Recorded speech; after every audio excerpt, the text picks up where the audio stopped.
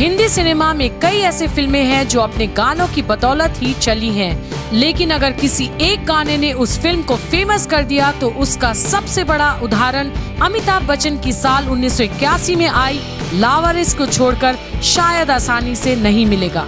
लावारिस की याद आते ही सभी के जहन में वह फेमस गाना आ जाता है, मेरे अंगने में तुम्हारा क्या काम है। ये वो दौर था जब अमिताभ बच्चन पर आंख बंद कर पैसा लगाया जा रहा था।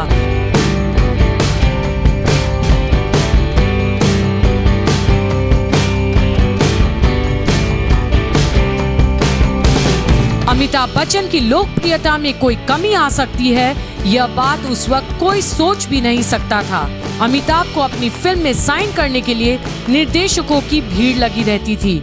हम उस अमिताभ बच्चन की बात कर रहे हैं जिसकी आवाज के कारण उन्हें कई बार रिजेक्ट किया जा चुका था, लेकिन ये दौर ही अलग था। अमिताभ वो सब हासिल कर रहे थे जिसकी उन्हें चाह थी। उन्हें लेकर जो भी फिल्म बना रहा था उसी की फिल्म चल रही थी। लावारिस के साथ भी कुछ ऐसा ही था। लावारिस न चले इस पर संदेह की गुंजाइश तो थी ही नहीं। प्रकाश मेहरा की फिल्म थी। बतौर हीरोइन जीनत अमान को कास्ट किया गया था, जो उस दौर में सफलता की गारंटी मानी जाती थी। साथ ही अमजद खान भी थे, यानी सब कुछ सोने पर सुहागा। लेकिन इन सब के बावजूद अगर मेरे अंगने में गाना फिल्म में न होता तो शायद ये फिल्म उतनी हिट नहीं होती। इसके बाद अमिताभ को जिस तरह की आलोचना झेलनी पड़ी, ये बयां कर पाना मुश्किल।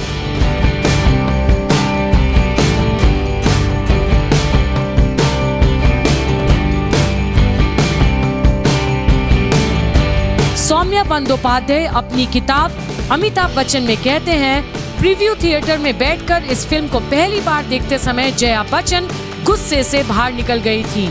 उन्हें ये गीत और उसके साथ के सीन बहुत अश्लील लगे थे, लेकिन ये वही गाना था जिसे अमिताभ 5 साल की उम्र से सुनते चले आ रहे थे।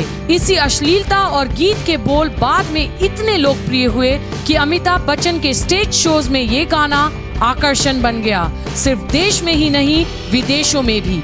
इतना ही नहीं, अभी भी वह जिसकी बीवी छोटी गाने के समय जया को स्टेज पर बुलाते रहते हैं और जया को भी आना ही पड़ता है। और ये कहना भी गलत नहीं होगा कि लावारिस को लोग अगर याद करते हैं तो मेरे अंगने में गाना इसकी एक बड़ी वजह है। इस गाने में बिग बी ने कई फीमेल गेटअप लिए थे।